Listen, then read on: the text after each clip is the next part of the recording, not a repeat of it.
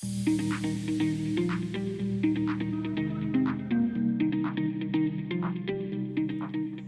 everyone, and welcome back to the Leadership Project. I'm greatly honoured today to be joined by Scott Mautz. Scott is the founder and CEO of Profound Performance, and he's an inspiring keynote speaker and a prolific LinkedIn learning instructor. So you might have seen his face before or heard his voice if you're, like me, someone that consumes a lot of educational content on platforms like LinkedIn.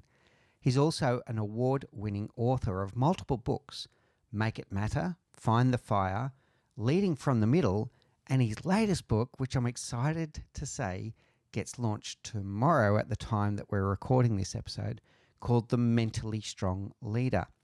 And our focus is predominantly going to be on that final one, his new book, The Mentally Strong Leader. And there's going to be something in this for all of us. We all need to be more mentally strong if we're going to be impactful and inspiring leaders in our teams and in our organizations.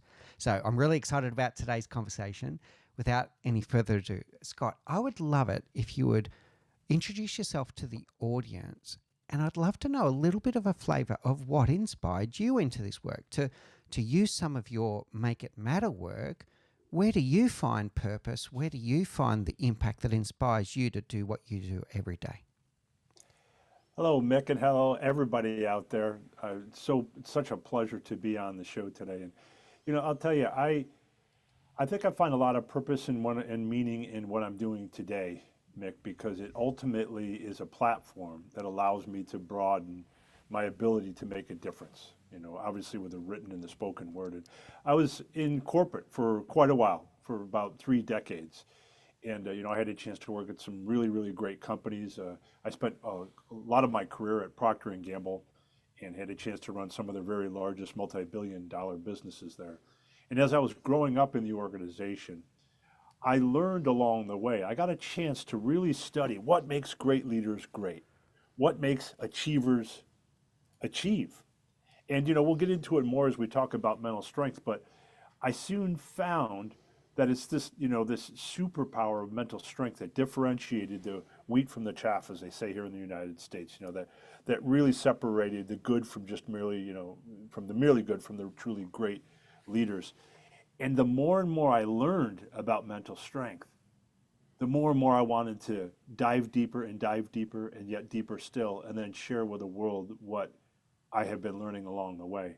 And so I married that up with my desire to broaden my platform for making a difference with the written and the spoken word. And mental strength became the subject of much of my studies about a decade ago. Oh, brilliant. So when we talk about mental strength, I want to go into this a little bit further. So in that corporate career, what were the signs that you could see from these great leaders, the difference between the wheat and the chaff, to use your words? What were the signs that you could see to pick on, it's mental strength is the key differentiator here, as opposed to other things like charisma or their ability to communicate? Yeah, well, I'll start broader, then quickly narrow it down with a specific piece of data that's pretty compelling. First of all, just to start broad with a definition, just so we're all on the same page, mental strength is the ability to regulate your emotions, your thoughts, and your behaviors productively, despite the circumstances, even in adversity. And you could argue especially in adversity. As I like to say, it's how we manage internally so that we can better lead externally. And I think, Mick, that most of us truly understand intuitively that if we want to succeed at work and even in life, you have to be able to self-regulate your emotions, your thoughts, and your behaviors. But here's the secret to it. This just in, Mick. You ready for this? It's hard. It's really hard to regulate your emotions, your thoughts, and your behaviors. But if you can do that, if you can build your mental strength, it is the leadership superpower of our times, which separates the wheat from the chaff. And now I'll get specific to your question to tell you why I think that's the case. I've been studying this, like I said, for intensely now for at least a decade, and kind of, more academically and from a distance for almost, 3 decades. One piece of research I conducted in particular, amongst all the research I did, really brought this concept into focus. What separates the wheat from the chaff? And that was this. I asked just over 3,000 executives in one piece of research I conducted a simple question. Thinking of the highest achieving organizations that you've ever been a part of, that overcame the most obstacles, what were the attributes of the key leader at that time? And check this out, Mick.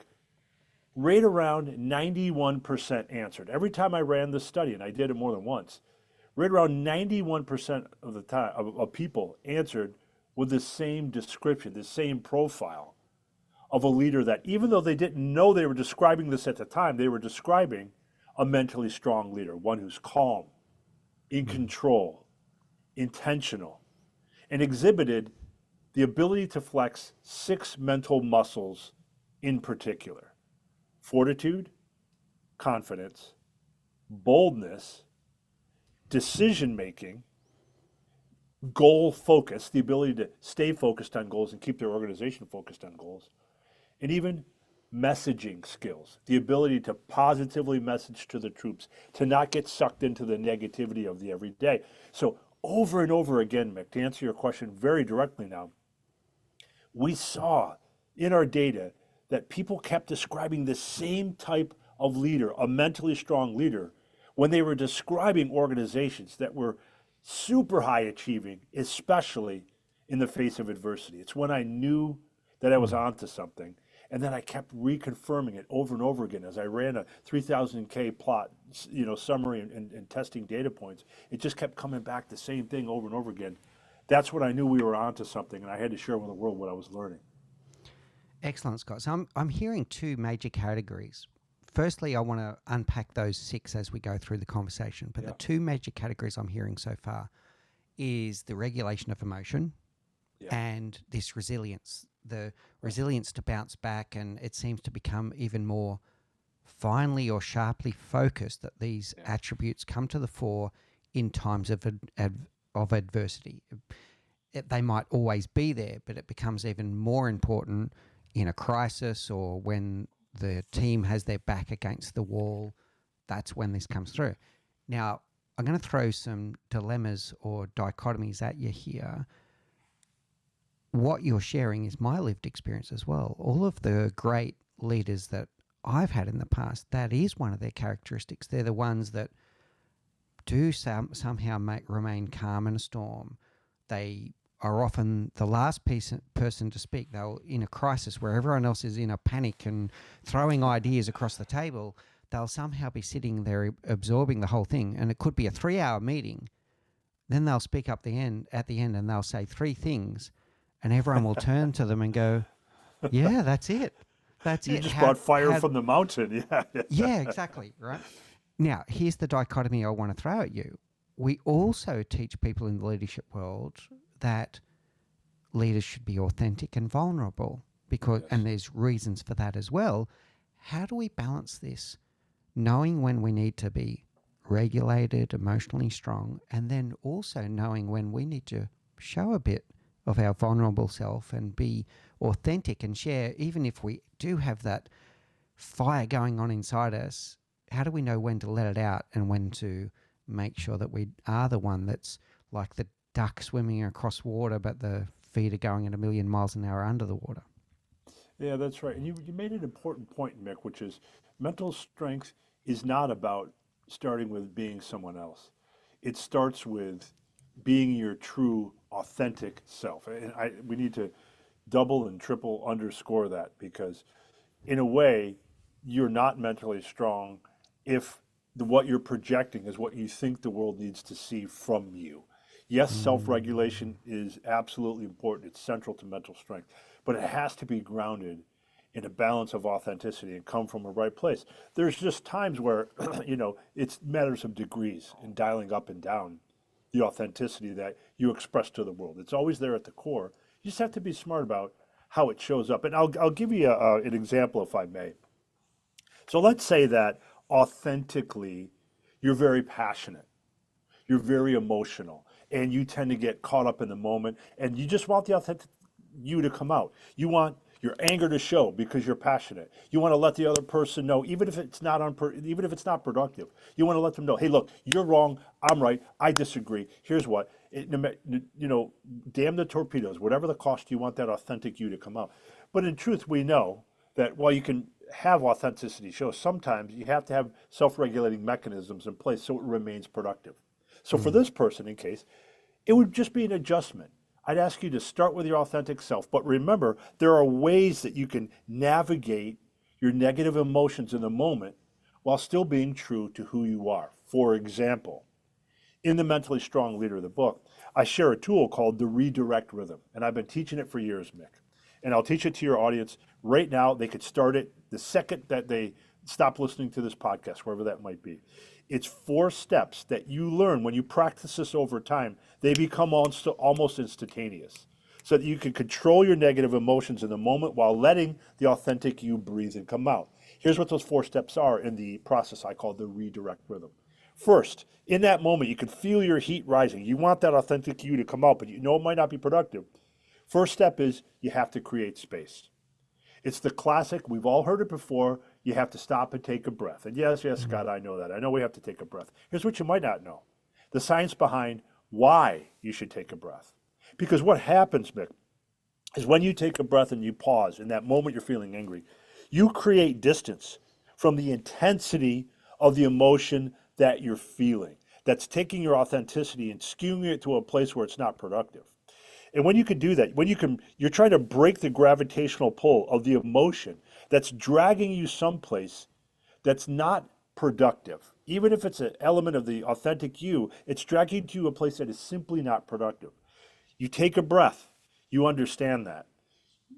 You're able to breathe better. Your psyche calms down. This is in fact why many martial arts instructors tell their students to train with a mouthful of water, so that it forces them to breathe, slow down their pace, not get too aggressive with their movements, be able to think. So first you take a breath. Second, you name the emotion. Okay, I took a breath. What's really going on here? Why am I so frustrated? Let's say, Mick, you and I are talking and my temperature is rising, and I say to you, okay, all right, I'm taking a breath. What's going on? Mick and I don't agree. He doesn't get my point of view, and I'm really, really frustrated with him right now. Boom, you go to the final 2 steps, which are reassess and redirect. You then ask yourself, okay, I'm going to name the emotion. I'm naming it frustration. And I understand authentically, I want to just rip his head off because that's who I am. But I understand here that what I'm feeling, what's really happening is I'm frustrated with Mick because I'm not doing a good enough job explaining my point of view. So I'm going to, reassessing that, I'm going to redirect.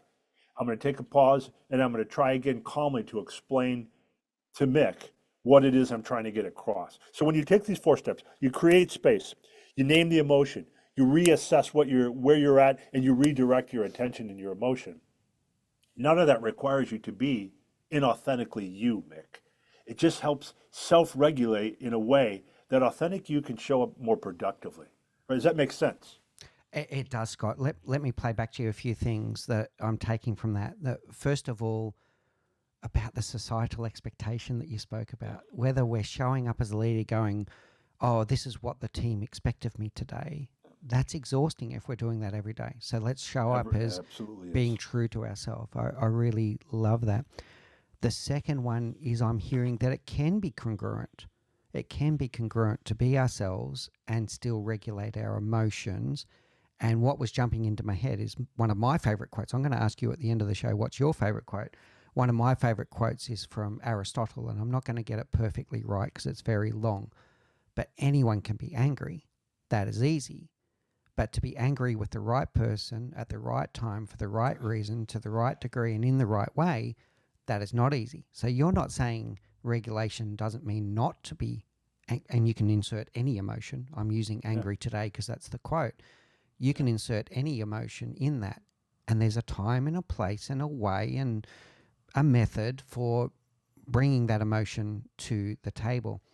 And then your redirect rhythm, I think that's our first big takeaway for today's discussion, for people to think about this, to take that time, to take that breath, to pause and reflect, to name the emotion. Why this emotion? Why this emotion now? Where did that come from?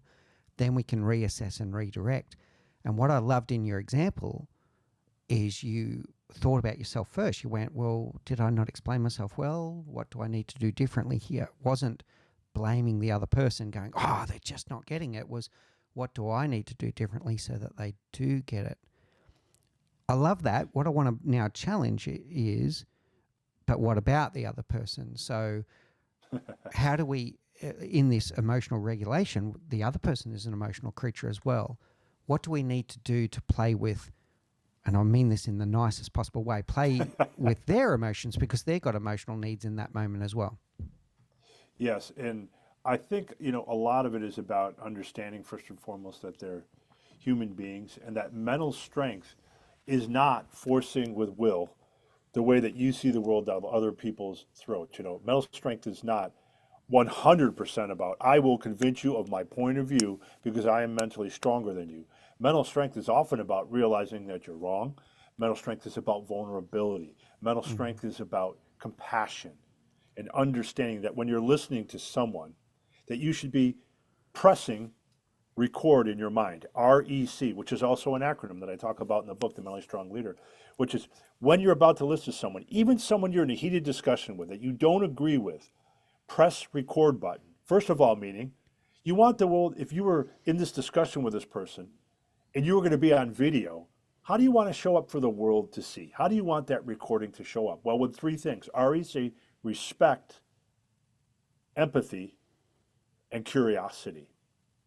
And if you could enter a discussion with other people who you also know are very emotional, as long as you're showing respect for that point of view and not judging, as long as you're showing empathy and understanding for where they're coming from, and as long as you're showing curiosity about the other person's point of view, you could help deal with the emotions that the other person might be feeling. And I don't know about you, Mick, but in the United States, we're at a point where a lot of people say that we can't even agree on the truth and on the facts anymore. We become such a divided nation, and I'll leave it to the listeners to decide whether or not that's true. Some would say that maybe that is.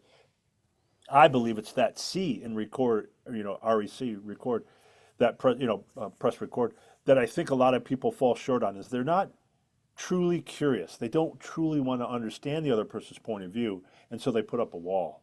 But if you do those things, it's the epitome of mental strength because it's allowing the other person the grace and the space to express their point of view. Yeah, I love it, Scott. Let me play back again what I'm hearing from here. And you've given us another great takeaway here with this REC. So this respect, empathy, and curiosity. You also touched on there that you can be mentally strong and vulnerable at the same time. The two things go hand in hand. And admitting when you're wrong and being able to say that is a sign of strength. It's not a sign of weakness to admit that you were wrong or you made a mistake. And it's a sign of respect, empathy, and curiosity for you to say to the other person, oh, that's interesting. Tell me more about that. And then to listen with a true open mind, open heart, and open will to let new information come in. And if we're spending the whole time waiting for our turn to talk, we're not really listening and we're not really learning and we're not co-creating something that's the collection of both of us instead of me being, I'm the strong leader and I'm going to impose my will. How does that sit with you? I think that's right, Mick, and I want to build on it too because I really want your listeners to understand that the opposite of mentally strong is not mentally weak. We all have a baseline of mental strength to build from, all of us, every single one of us. And I don't want them to feel intimidated by, okay, Scott, this sounds great, but you talked about six mental muscles and, how do I build all of those all the time? And, do I have to be working on them all the time? And, you can equate it to the concept of physical muscles, right? Just like, Mick, if you were going to go to the gym, you wouldn't go to the gym every single day with a plan to work on every muscle in your body. Wednesday would be leg day, Thursday would be back day, Friday arm day, whatever. And you don't work on all those muscles. So it's about really learning to understand, and I'll talk more about how we do that later, really learning to assess how mentally strong are you? What mental muscles do you need to work on so you can create a customized mental strength training program and work on that over time. And yes, even people that are incredible, I've interviewed thousands and thousands of people about their mental strength, and even the ones that I would code as the most mentally strong. Well, guess what happens if you stop working on your physical muscles? If you stop lifting, your muscles erode. They become flabby. Same with your mental muscles. So even for the mentally strongest, it's a journey that you have to keep at over time. And it's something that's really worthwhile because it really is the cheat code for achievement. I want to unpack this a little bit more and maybe turn this into a call to action as well. So I'm hearing a little bit of awareness to understand where am I at Yes. today with my mental strength. And Yes. then I'm hearing an intentional action to train it. How does one start with that? Yeah, I think the easiest way to do this, Mick, is so in my book, The Mentally Strong Leader, there's a mental strength self-assessment that you can take. It's 50 questions that I've carefully curated, tested and retested and validated more times than I know with thousands and thousands and thousands of participants. And what the mental strength self-assessment does is it helps produce a mental strength score for you to determine, okay, how mentally strong am I? What is my baseline? And there's 4 tiers to it. You can be, all the way at the top of the tier, which is coded a beacon, meaning you're literally so mentally strong, you're a beacon to others. Others are drawn to you because of your mental strength, all the way down to the lower end of the tier, which is simply a novice. You're learning about mental strength. Maybe it doesn't come as naturally to you. Some of the muscles within it, fortitude, confidence, boldness, goal focus, decision making, and so forth. And you're learning about that. And then you also get scores for each one of the mental muscles that I just mentioned, fortitude, confidence, boldness, etc. And you discern, okay, here's how mentally strong I am overall. Here's the muscles I need to work on. Now I have to put them into play, and I have to figure out my own mental strength training program. And the tool in the book, of course, is packed with more than 50 plus habit building tools that will allow you to work on the muscles that you want to work on, that are right for you to work on. So you create a truly tailored mental strength training program. So I love that it's individual and it's really thinking about, it's not cookie cutter, it's really thinking about myself and what's working for me and what's not working and what I need to work on. And it's a principle you and I spoke before we hit record about putting applied learning in place. It's not about just having the knowledge of what it means to be mentally strong. It's actually to experiment and then reflect at the end of the day what worked well, what didn't work well, what do I need to do differently tomorrow. And if we're not paying attention along the way, we're never going to build that muscle. How does that sit with you, Scott? Yeah, I think that's exactly right, Mick. And as extra help to the listeners, know that, in case if anyone is still thinking like, okay, Scott, I got it. I understand what mental strength is. I understand the 6 core mental muscles. I get that your data is showing it's the superpower of our times. It unlocks achievement in new ways like we haven't seen before. It's the step above emotional intelligence now. I totally get that. But it still seems like it's really, really hard. I understand where I stand, when I take the assessment. How do I keep moving forward? Well, here's the arm around you, Mick, if you want to build your own mental strength, and anybody listening. And that is habits, which is also an acronym for self-regulation when you think about it. And what I mean by that is the mentally strong leader and all the work I do in mental strength is built on a backbone of habit building science, which are 3 principles in particular. If you want to build a habit, in this case, leverage one of the 50 tools in the mentally strong leader to build a habit of greater fortitude or greater confidence or greater boldness, so on for mental strength. 3 things have to be true. You have to have repetitions. Just like if you want to build your arm muscles, you can't go in and do 1 set of curls and call it a day.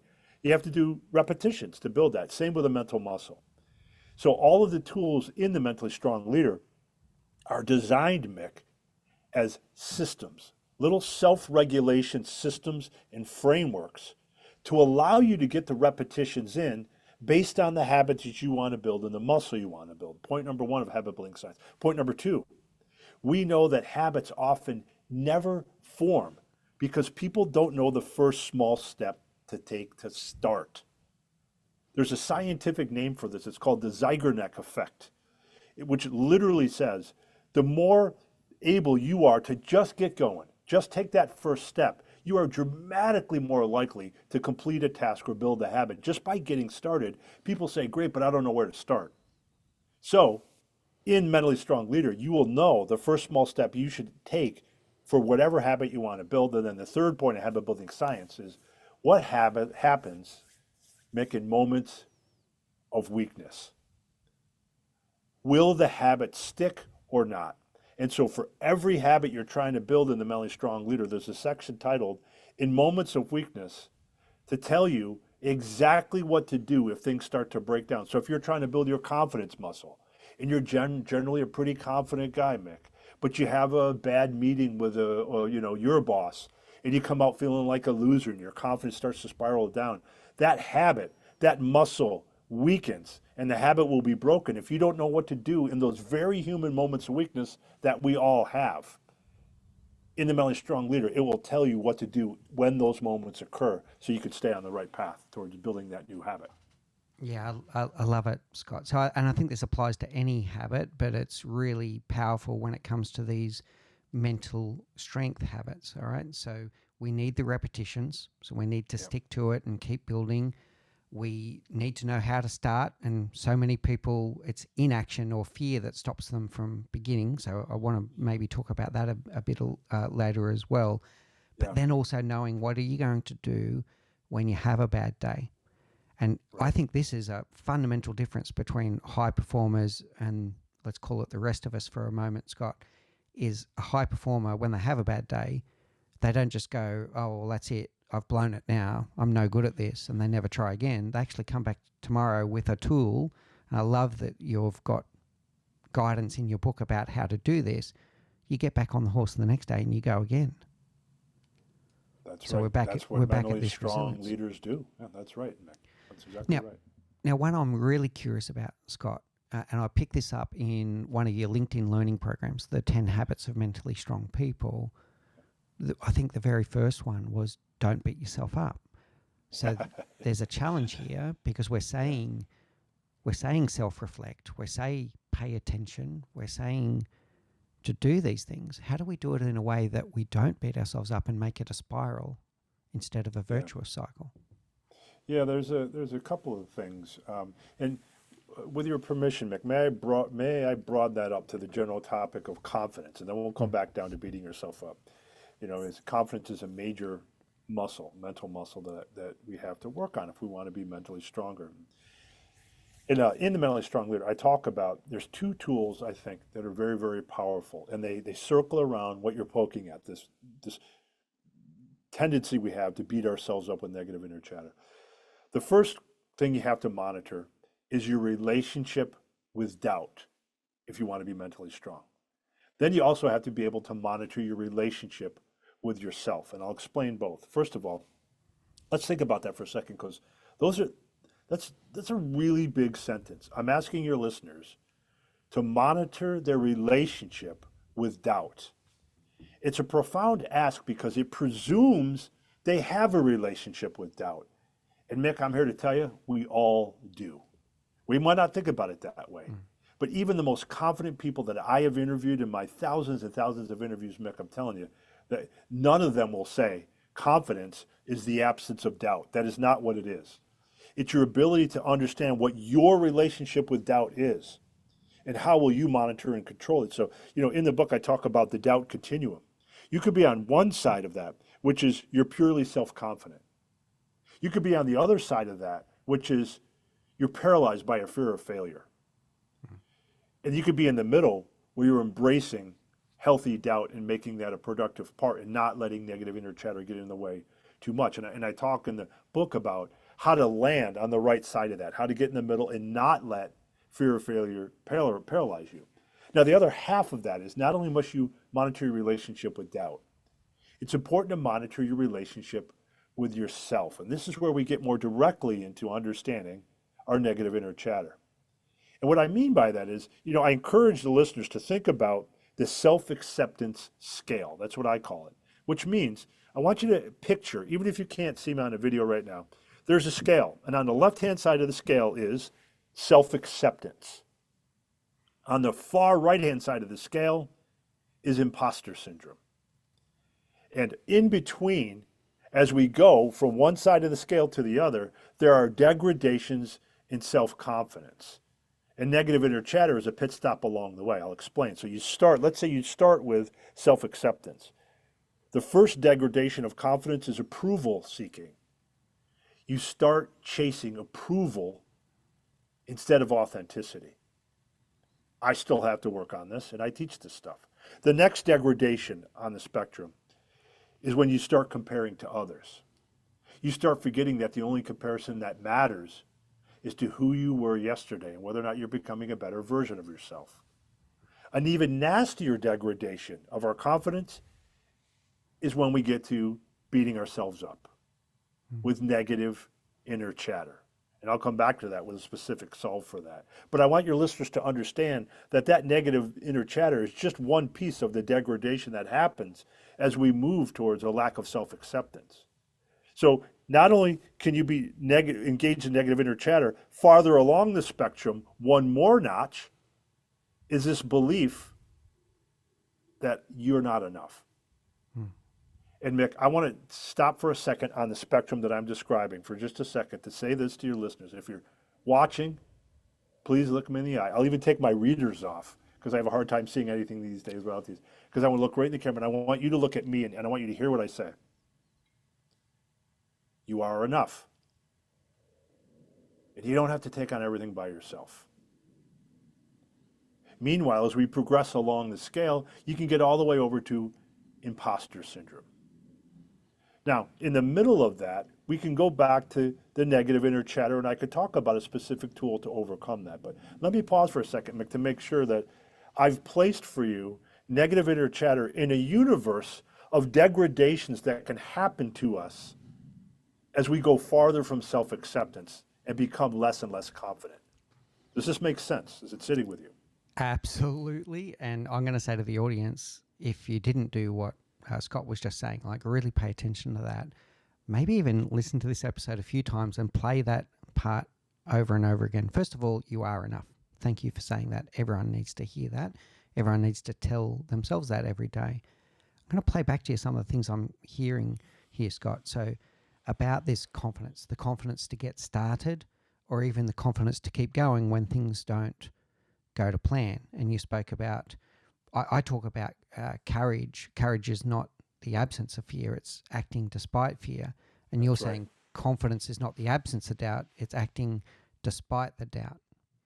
Now, let's talk about that. It might start with self-doubt, but in that continuum I'm hearing, you spoke about this very early in our interview, to stop worrying about the external factors so much and worrying about what other people think. What I'm hearing from you is we almost start, it's the fear of judgment. It's the fear of judgment that's stopping us from acting, fearing what others will think of us. But we're playing the whole thing out in our head before we even open our mouth, is what I'm taking from you, Scott. So we're prejudging ourselves even before we act, and that's stopping us from acting. And that's, I'm going to say, robbing other people from their opportunity to actually give us a response. We're already going, oh, I'm not going to say this because Scott will think less of me. I've prejudged your reaction to my action, and then nothing happens. That's exactly right. And then our inner voice begins to drown ourselves out.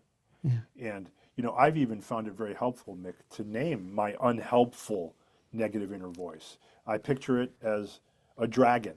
I've named it vulgar. It most often takes the form, for me, in the case of approval. Comparison, right? Most often that I will compare to others that aren't relevant to me, and I'll spiral down because of that, remembering that I teach the opposite of that.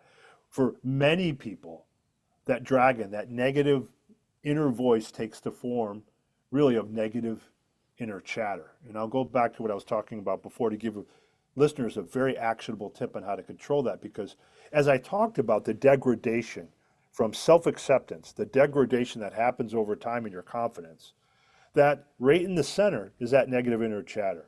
And while intensity, it's in the middle of the scale, in frequency, it's probably the most frequent disruptor of our confidence that we know of from our data. So very quickly to address that, I want to talk about what I discuss in the Mentally Strong Leader, what I call the self-compassion break, which is 3 steps You can do this quickly. Here's how it works. And there's actually a pre-step. The first is that you have to get better at catching yourself when you're beating yourself up. Sometimes I'll be doing it for 2 or 3 minutes, Mick. Like I'll get off of I don't know, I'm doing a keynote and, no one could have possibly noticed the mistake that I made because it was so minor. But I'll be picking at it afterwards and I'll be, like, I'm such a jerk. I should have done this and that. And then I realize, oh my gosh, I've been beating myself up. So we have to catch ourselves first. Be better at that. Then you go into 3 steps. Very simple. First, in that moment, you catch yourself beating yourself up. Guess what? Stop beating yourself up for beating yourself up. It happens. You don't have to say, oh, I'm an idiot. Here I am doing it again. It's life. We all do it. I teach this stuff. I still do it, Mick. Step 1, stop beating yourself up for beating yourself up. Step 2, in that moment, instead, switch to talking to yourself like a friend in need. It is a powerful, simple thing to do. Let me demonstrate. Mick, let me ask you a question for the second step. If you and I were having a discussion, and I came to you, and I was clearly looking for empathy and compassion from you, right? And I began to tell you a story about how I really blew a meeting at work, and I sounded like an idiot in front of my boss, and I didn't have all the answers that I wanted to, and I felt like a jerk. And I'm telling you this story, and I'm clearly looking for compassion. Would you do this to me? Would you stop 5 minutes in and say, Scott, I've heard enough. I've come to the conclusion that you're a complete loser and idiot. Would you do that to me? I don't think you would do that to me. No, definitely I don't. not. I don't think you would talk we to do a it friend in our own need. mind, right? Yeah. So. That's right. That's right. I don't think you would talk to a friend in need that way. So that begs the question: why would you talk to yourself that way then?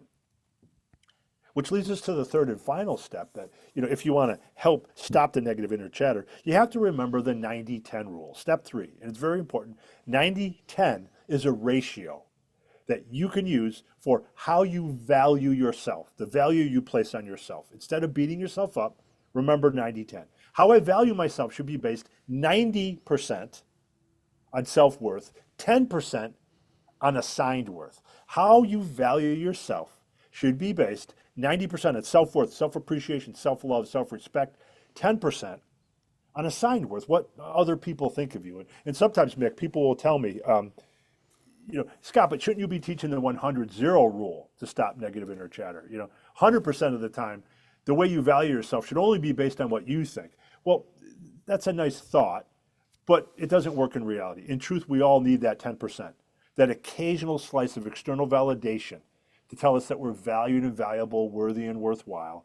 The problem arises, Mick, when we begin, as I mentioned earlier, to chase approval instead of authenticity. The problem arises when we focus on winning love rather than giving love.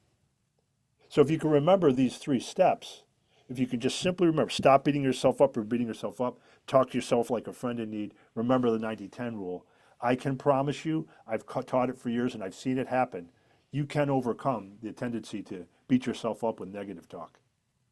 So I got to reflect on what you said and say that we're all human beings, but I was listening to that going, that sounds like Scott is describing me, right? So beating myself up and the inner game, the inner talk that I tell myself is much more critical than any friend would be. There's absolutely no doubt about that. And I like this 90-10. I like the reality of that we live in a world with other people. So to think that it's 100-0 is unrealistic. But I've got to say that so many times I'm going to say that we go 90-10 the wrong way. Oh, yeah. 90% looking for approval and 10% on self-worth. That is exactly right, and we need to Mick. flip the equation. Yeah, love it. That's when the problem arises, when we flip the equation. All right, cool. The other thing that you were covering there was about the comparison to others. The other thing that I was thinking as you were talking is that person that you're comparing yourself is also a human being that has their own doubts. You don't know what's going on in their inner game. So stop comparing their external with your internal. How does that sit with you? Yeah, I completely agree with that. And we tend to assign a lot more, we make a lot of assumptions about other people that we compare to, when most often they're irrelevant comparisons. And people have often said, well, wait a minute, Scott, hold on. Isn't comparing to others healthy? Isn't that how we get better? Isn't that how we set benchmarks and improve? Well, of course it is. What I'm talking about are irrelevant comparisons. Comparing to people who don't really matter, they're not in your consideration set. They have conditions completely different from yours. This is why we see such a dichotomy now in social media, Mick, where people are comparing themselves to people who are painting the best universe and picture of themselves on social. And behind the scenes, you don't really know what's going on. You make assumptions of, oh, they're so successful as an influencer because they must be smarter than me. They're more attractive than me. They have more, connections than I do. And we assign credit to people for things we don't even know them and don't even know that it's a relevant comparison. So, yes, what you said, I 100% agree with. Yeah, we can learn from others, but we don't have to make these irrelevant comparisons. I love it, Scott. All right, now I want to go through at least one more. So to recap on the 6 categories that we're talking about, we've got fortitude, decision making, confidence, goal focus, boldness, and messaging. We've spoken a lot about confidence, and I'm so glad that that's the one that we landed on so much. I want to unpack a little bit more about decision making. This one is also a daily endeavor for leaders. Now, I want to throw another dichotomy or dilemma at you. Yeah. We teach leaders that they need to be more inclusive. Yeah. Right? And there's reasons for that. It enriches decision making, diversity of thought, but it also inspires people to take great ownership if they feel like their fingerprints are written all over the solution or the decision that's being made. But then we can flip too far to that and we'll get accused as a leader, sorry to be very blunt here, of being indecisive. How does one govern when to be decisive and forthright, almost authoritarian, versus inclusive to the degree of laissez-faire, and then people say, oh, the leader's indecisive? How do we balance that?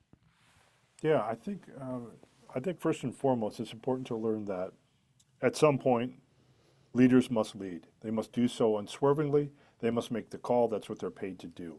And of course, the better leaders are inclusive and they seek out a variety of thought and an opinion up to a point. There's a different take on inclusion that has to intersect with decision making. And you can show up as incredibly inclusive as a decision maker without overextending and continually, what do you think? What do you think? And dragging on the decision over and over and over again, where the universe is waiting and you're getting too much input and spinning. There's a different way you can be inclusive, Mick, a couple of ways.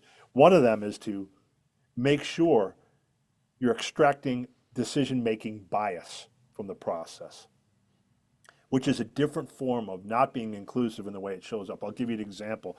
In the Mentally Strong Leader, I talk about the top biases that can totally skew the way we see the world and force us to not think inclusively about the quality of our decision. Let me give you a simple example. Maybe the most common one is what's known as confirmation bias, right? That tendency where we will look for the information we want to confirm the conclusion that we want to make.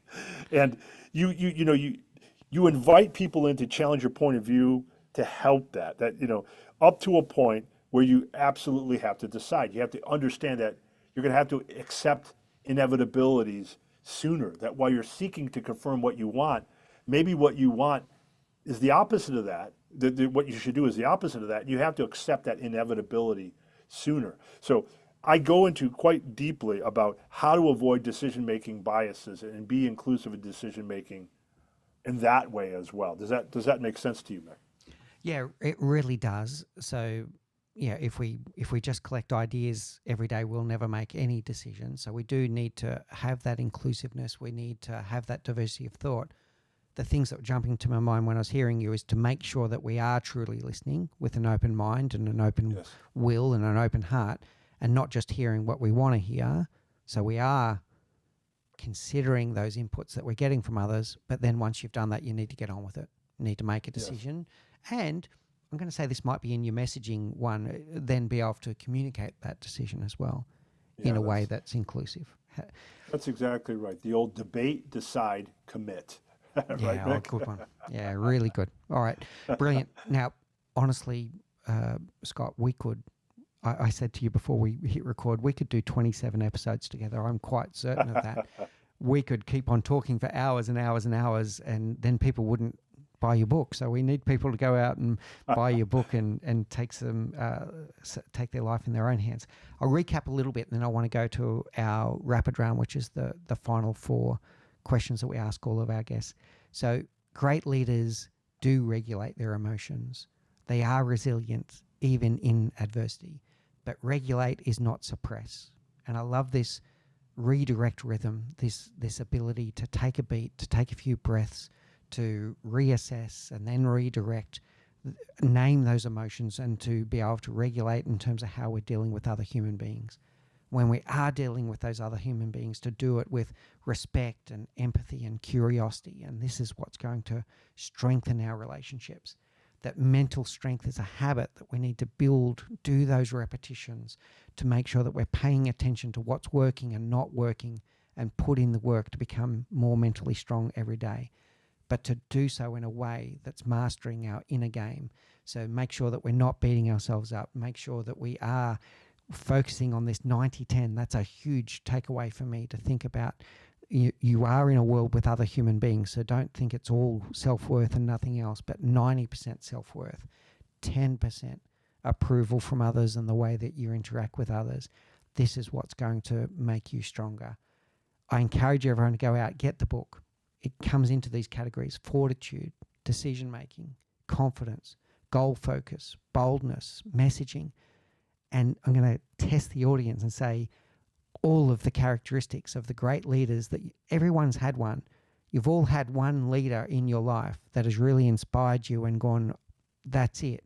These are the characteristics that Scott is talking about that are the differences between those great leaders and the other group that maybe left you less inspired and demotivated, etc. It's this ability to regulate, be resilient, to be calm in a storm. And Scott is giving you the tips here and in his book on how you can do that too. All right, Scott, I'd like to go now to the rapid round. So these are the same 4 questions we ask all of our guests. What's the one thing that you know now, Scott Mautz, that you wish you knew when you were 20? I think for sure that the importance of chasing authenticity in your life and not approval. I wish I had known that when I was much younger, about how powerful that can be. It's really powerful. That's another great takeaway, and it's congruent with everything that we've said today. So thank you, Scott. What's your favorite book? Now, is it business or just any book? Any book. Any book. Well, mine, I'm going to reveal my nerdiness. It would be Tolkien's The Hobbit. I'm a fantasy writer at heart, so All right. that's what it would be. Yeah, brilliant, Scott. And what's your favorite quote? Maya Angelou, who said, look, people may not remember what you said or what you did, but they'll always remember how you made them feel. And I've found that to be the key to a great keynote, key to a great interview, the key to great advertising, and one of the most important things I've learned in my life. Yeah, it's one of my favorites as well, Scott. I really love that. And it comes up quite often on the show for a good reason. It really is powerful. And finally, Scott, there's going to be people that are blown away by this interview. And I'll say again, you might want to listen to this one a few times and take notes. There's so many key takeaways that Scott has shared with us. If people want to know more about you, more about your work, and to do deeper work on their own mental strength, how do people find you? Yeah, you can find me at scottmautz.com, SCOTTMAUTZ.com or Z.com as for the folks in the United States. And you can find out, the keynotes that I give, the workshops I do, the trainings I do. You can, find the Mentally Strong Leader book there. And, I also want to point out I have a gift lined up for your listeners, wherever they be, wherever in the world, whether it's Australia, United States, wherever. If you go to scottmautz.com/mentally strong gift, you can download a free 60-page PDF that includes the mental strength self-assessment that I was talking about earlier, in case if you want to get a fast head start, that allows you to figure out your overall mental strength score and score by mental muscle, as well as it's filled with prompts and questions that will help you get the most out of the book, The Mentally Strong Leader. So that's 60-page PDF for free if you go to scottmautz.com/mentally strong gift. we'll put those links in the show notes as well. And that's very generous of you, Scott. You're already generous with your time today and sharing your wisdom and insights with us. And I personally feel stronger for having this conversation. Like, I've been self-reflecting the whole time we've been talking, and I hope the audience has as well. You've already given us the gift of your time and your wisdom to also give us that gift. That is absolutely wonderful. So thank you so much, Scott. It's been a great honor and privilege to have a conversation with you today. Thanks so much, Mick, and thanks to all your listeners. Stay strong.